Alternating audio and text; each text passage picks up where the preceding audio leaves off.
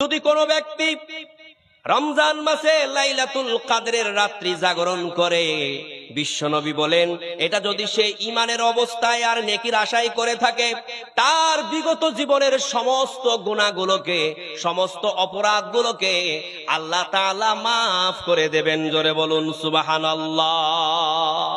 যদি কোনো ব্যক্তি এই রমজান মাসের শেষ দশকে ইতিকাফ করে, বিশ্বনবী বলেন ইতিকাফ করার কারণে আল্লাহ পাক রব্বুল আলামিন তাকে তার আমলনামায় 2টা হজ আর 2টা উমরা করার সমান নেকি দিয়ে দেবেন। জোরে বলুন সুবহানাল্লাহ। লাইলাতুল কদর, লাইলাতুল কদর, লাইলাতুল কদর কত বড় মারাত্মক স্পেশালিটি ইবাদত, যে লাইলাতুল কদরের ব্যাপারে আল্লাহ তাআলা স্বয়ং বলেছেন লাইলাতুল কদরি খায়রুম মিন আলফি শাহর। লাইলাতুল কদরের এক রাতের ইবাদত হচ্ছে অন্য দিনের অন্য রাতের 1000 মাসের ইবাদতের চেয়ে উত্তম। জোরে বলুন সুবহানাল্লাহ। চিন্তা করতে পারেন। এই বিষয়ে বিশ্বনবী বলেন মান কামা লাইলাতুল কদরি ঈমানান ওয়া ইহতিসাবান গুফিরা লাহু মা তাকদ্দামা মিন জামবিহি।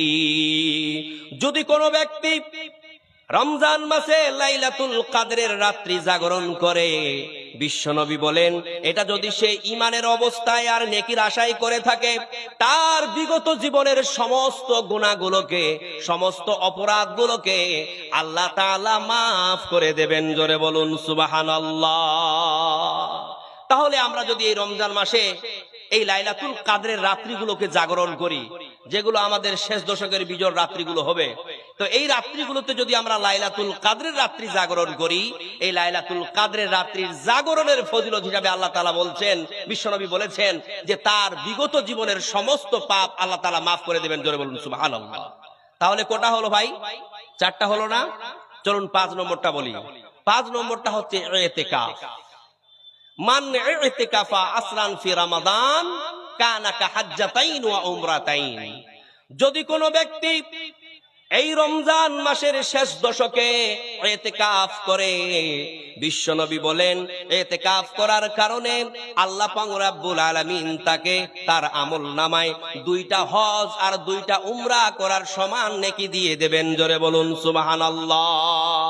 সুতরাং আমার ডালখোলার প্রিয় ভাইরা, বাজার গায়ের প্রিয় ভাইরা, যদি আমরা রমজান মাসে এই 5টি স্পেশালিটি ইবাদতকে যদি আমরা পালন করতে পারি, তাহলে আল্লাহ পাক রব্বুল আলামিন আমাদের আমলনামাকে নেকিতে পরিপূর্ণ করে দেবেন। ঠিক কিনা? কত নেকি দিবেন আপনি?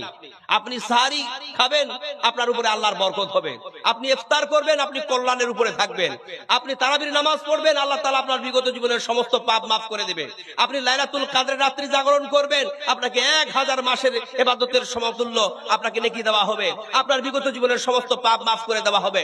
আপনি যদি ইতিকাফ করেন, তাহলে আপনাকে 2টো হজ এবং 2টো উমরা করার সমান আল্লাহ তাআলা আপনার আমলনামায় নেকি ঢেলে দেবেন। জোরে বলুন সুবহানাল্লাহ। কত নেকি, কত সওয়াব আপনি কল্পনাই করতে পারবেন না।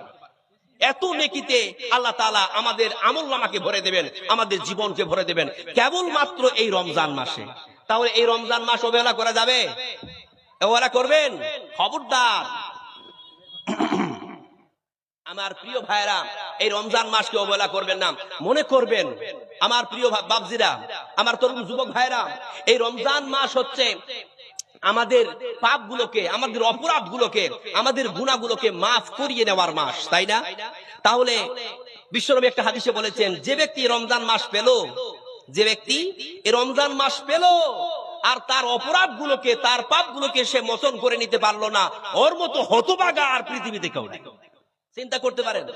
এই রমজান মাস আমাদের সামনে আসছে, এই রমজান মাসটাকে আমরা এমন ভাবে গ্রহণ করব, এমন ভাবে ক্যাচ করব, যাতে করে এই রমজান মাসে আমরা আমাদের বিগত জীবনের সমস্ত পাপ মাফ করে দিতে পারি। এই যে আমার বাজারগাঁও ডালখোলার প্রিয় ভাইয়েরা, বাবজিরা, পাপ নাই পৃথিবীতে এমন কেউ আছে? হ্যাঁ, আপনারা বুকে হাত দিয়ে বলতে পারবেন যে আমি কোনোদিন পাপ করি নাই? বলতে পারবেন? হ্যাঁ, না। এ কথা বলার পৃথিবীর কোনো মানুষের ক্ষমতা নাই। আছে? নাই। কেননা বিশ্বনবী সুস্পষ্ট একটা হাদিসের মধ্যে বলছেন, কুল্লু বানি